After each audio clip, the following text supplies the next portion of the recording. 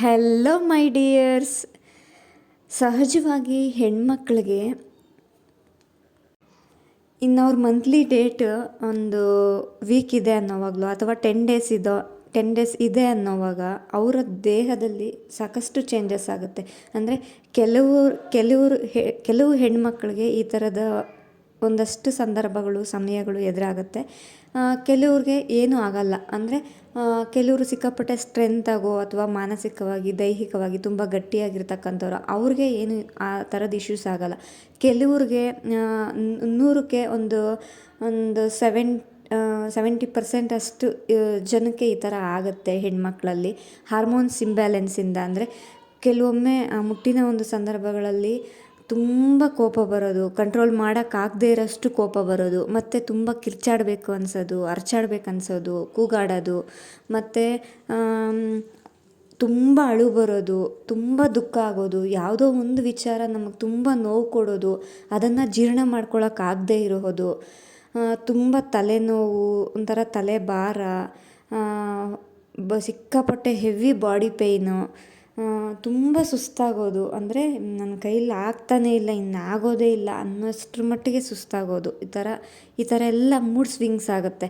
ಅಂದರೆ ಆ ಮನೆಯಲ್ಲಿನ ಪರಿಸ್ಥಿತಿ, ಸಮಯ, ಸಂದರ್ಭ, ಪರಿಸ್ಥಿತಿಗಳು, ಮಾನಸಿಕ ಒತ್ತಡ, ಕಿರಿಕಿರಿಗಳು ಆಕೆಗೆ ದೇಹದಲ್ಲೂ ಒಟ್ಟೊಟ್ಟಿಗೆ ಕಿರಿಕಿರಿಗಳಾದಾಗ ಅವಳ ದೇಹ ಪ್ರಕೃತಿಯಲ್ಲೂ ಅವಳಿಗೆ ಏರಿಳಿತಗಳಾಗಿ ಅದರಿಂದ ಒಂದಷ್ಟು ತೊಂದರೆಗಳಾದಾಗ, ಮತ್ತು ಮನೆಯಲ್ಲಿ ಒಂದು ಕುಟುಂಬದಲ್ಲಿ ಆ ಕುಟುಂಬದಲ್ಲಿರ್ತಕ್ಕಂಥ ಜನರು ಅವಳ ಭಾವನೆಗಳಿಗೆ ಸ್ಪಂದಿಸದೇ ಇರಬಹುದು, ಅಥವಾ ಅವಳಿಗೆ ಪ್ರೀತಿ, ಕಾಳಜಿ, ಗೌರವ ನೀಡದೇ ಇರಬಹುದು, ಮತ್ತು ಅವಳ ಪರಿಸ್ಥಿತಿಯನ್ನು, ಅವಳು ಸಮಯ ಸಂದರ್ಭವನ್ನು ಅರಿತುಕೊಳ್ಳದೆ ಇರಬಹುದು. ಅವಳನ್ನ ಅರ್ಥ ಮಾಡ್ಕೊಳ್ದೇ ಇರತಕ್ಕಂಥ ನೋವು ಅವಳಿಗೆ ಜೀರ್ಣ ಮಾಡ್ಕೊಳಕ್ಕಾಗದೆ ಆ ಒಂದು ಸಂದರ್ಭದಲ್ಲಿ ಡಿಪ್ರೆಷನ್ಗೆ ಹೋಗೋಷ್ಟು ಲೆವೆಲ್ಗೆ ಹೆಣ್ಮಗು ತನ್ನ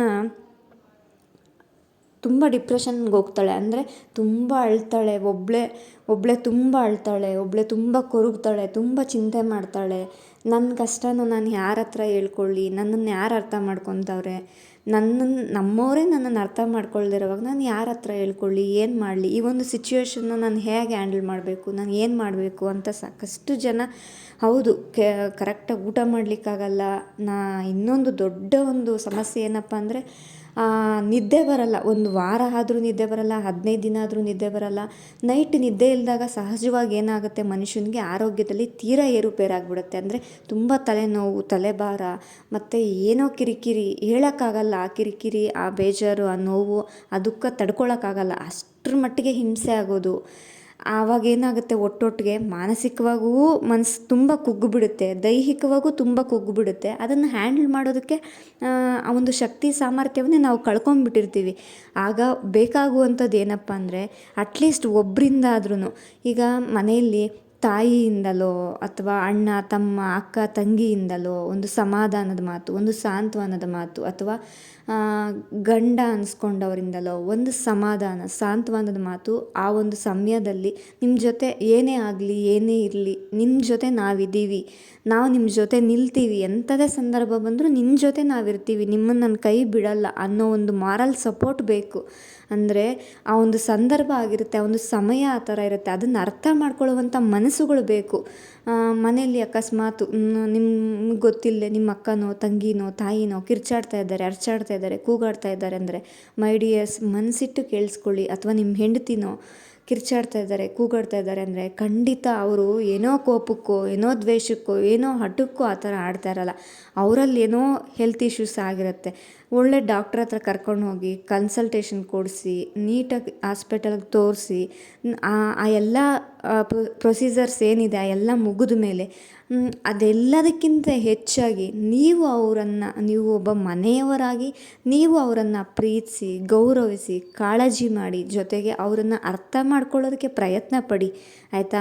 ಅವಳ ಭಾವನೆಗಳಿಗೆ ಬೆಲೆ ಕೊಡಿ, ಅವಳಿಗೆ ಬೆಲೆ ಕೊಡಿ, ಅವಳನ್ನು ಗೌರವಿಸಿ. ಆ ಸಮಯದಲ್ಲಿ ಅವಳು ಅನುಭವಿಸ್ತಕ್ಕಂಥ ಏನು ಒಂಟಿತನ, ಆ ಒಂದು ಕಿರಿಕಿರಿ ಏನಿರುತ್ತೆ ಅದು ಹೇಳೋಕ್ಕಾಗಲ್ಲ. ಒಬ್ಬಳೇ ಅನ್ಸುತ್ತೆ, ಒಬ್ಬಳೇ ಕಿರ್ಚಾಡಬೇಕು, ಒಬ್ಬಳೇ ಕೂಗಾಡಬೇಕು, ಈ ಥರ ಏನೇನೋ ಇರಿಟೇಷನ್ಸ್ ಆಗುತ್ತೆ. ಆ ಒಂದು ಸಂದರ್ಭ ಸಮಯದಲ್ಲಿ ಏನಾಗುತ್ತೆ ಅಂತ ಕೂಡ ಹೇಳಲಿಕ್ಕಾಗಲ್ಲ.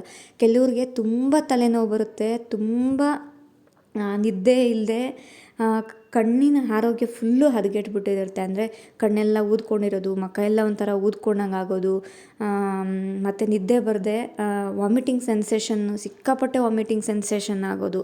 ಇದು ಊಟ ಸೇರಲ್ಲ, ಹೊಟ್ಟೆ ಹಶ್ವಾಗುತ್ತೆ ಬಟ್ ಊಟ ಸೇರಲ್ಲ, ಊಟ ಮಾಡಲಿಕ್ಕಾಗಲ್ಲ. ಈ ಥರ ಎಲ್ಲ ಒಂಥರ ಊಟ ಅಲ್ಪ ಸ್ವಲ್ಪ ಮಾಡಿದ್ರೂ ಕೂಡ ವಾಮಿಟಿಂಗ್ ಸೆನ್ಸೇಷನ್ ಆಗ್ತಾ ಇರೋದು, ಈ ಥರ ಎಲ್ಲ ಆಗುತ್ತೆ. ಸೊ ದಯವಿಟ್ಟು ಅಣ್ಣ ಆಗಿರ್ಬೋದು, ಅಥವಾ ತಮ್ಮ ಆಗಿರ್ಬೋದು, ಅಥವಾ ಅಪ್ಪ ಆಗಿರ್ಬೋದು, ಹಸ್ಬೆಂಡ್ ಆಗಿರ್ಬೋದು, ದಯವಿಟ್ಟು ಆ ಒಂದು ಸಮಯ, ಸಂದರ್ಭ, ಪರಿಸ್ಥಿತಿಯನ್ನು ಅರ್ಥ ಮಾಡ್ಕೊಳ್ಳೋದಕ್ಕೆ ಪ್ರಯತ್ನ ಪಡಿ. ಒಂದಿಷ್ಟು ಪ್ರೀತಿ, ಕಾಳಜಿ, ಗೌರವವನ್ನು ತೋರಿಸಿ.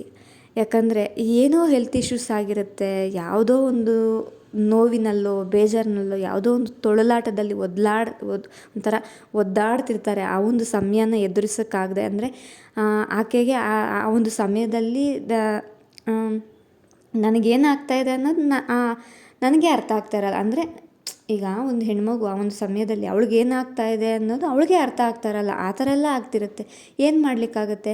ಸಮಯ, ಸಂದರ್ಭ, ಪರಿಸ್ಥಿತಿ, ಆ ಸಮಯದಲ್ಲಿ ನಾವು ಒಂದು ಸ್ವಲ್ಪ ಮಾರಲ್ ಸಪೋರ್ಟ್ ಕೊಟ್ಬಿಟ್ರೆ, ನಿಮ್ಮ ಜೊತೆ ನಾವಿದ್ದೀವಿ, ನಿಮ್ಮ ಜೊತೆ ಒಂದು ಎಂಥದೇ ಸಂದರ್ಭ ಬಂದರೂ ನಿಮ್ಮ ಜೊತೆ ನಾವಿರ್ತೀವಿ ಅನ್ನೋ ಒಂದು ಧೈರ್ಯ ಕೊಟ್ಬಿಟ್ರೆ, ತೀರಾ ಅಂದರೆ ಟ್ಯಾಬ್ಲೆಟ್ಸ್ ತಗೊಳ್ಳೋ ಅಂಥದ್ದು, ಡಿಪ್ರೆಷನ್ಗೆ ಹೋಗೋ ಲೆವೆಲ್ನ ನಾವು ತಡಿಬಹುದು.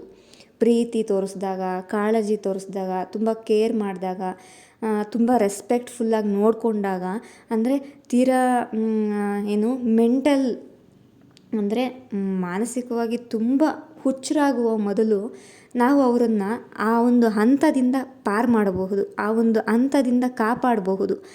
ಅಂದರೆ ಆ ಸಮಯಕ್ಕೇನು ಪ್ರೀತಿ, ಕಾಳಜಿ, ಗೌರವ ಬೇಕು ಅದು ಸಿಕ್ಕಿದ್ರೆ ಒಂದಷ್ಟು ಆಗುವಂತಹ ಅನಾಹುತಗಳನ್ನು ತಪ್ಪಿಸಬಹುದಲ್ವಾ? ಮೈ ಡಿಯರ್ಸ್, ಅರ್ಥ ಆಗಿದೆ ಅಂತ ಅಂದ್ಕೊಳ್ತೀನಿ. ಯಾರೂ ಅನ್ಯತಾ ಭಾವಿಸಬೇಡಿ. ಆ ಒಂದು ಸಮಯ, ಸಂದರ್ಭ, ಪರಿಸ್ಥಿತಿನ ಕೆಲವೊಮ್ಮೆ ಏನಕ್ಕೋ ಆಡ್ತಾ ಇದ್ದಾರೆ, ಯಾವುದೋ ದ್ವೇಷಕ್ಕೆ, ಏನೋ ಅಸೂಯೆ, ಏನೋ ಕೋಪಕ್ಕೆ ಅಂತ ಅಂದ್ಕೊಳ್ತಾರೆ. ಆದರೆ ಅಲ್ಲಿ ನಿಜವಾದ ವಾಸ್ತವ, ಸತ್ಯ, ನೈಜತೆಯೇ ಬೇರೆ ಇರುತ್ತೆ. ಒಂದು ಸರಿ ಹಾಸ್ಪಿಟಲಲ್ಲಿ ತೋರಿಸಿ, ಒಂದು ಸರಿ ಇವರು ಸ್ವಲ್ಪ ಕೇರಾಗಿ ನೋಡಿಕೊಂಡಾಗ ಅದು ಆ ಥರ ಆಗಲ್ಲ. ಸಹಜವಾಗಿ ಅದು ಸ್ವಲ್ಪ ಟೈಮ್ ಹಿಡಿಯುತ್ತೆ, ಸರಿ ಹೋಗುತ್ತೆ. ಆ ತೀರಾ ಡಿಪ್ರೆಷನ್ ಲೆವೆಲ್ಗೆ ಹೋಗೋದನ್ನು ತಪ್ಪಿಸಬಹುದು, ಒಂದು ಆಗುವಂಥ ಅನಾಹುತವನ್ನು ತಪ್ಪಿಸ್ಬೋದು ಅಲ್ವಾ?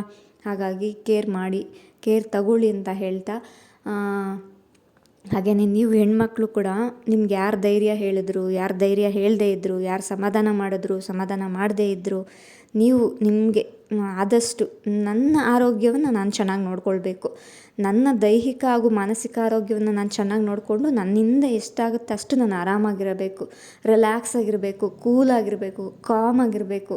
ಹಾಗೆಯೇ ಪಾಸಿಟಿವ್ ಆಗಿರಬೇಕು,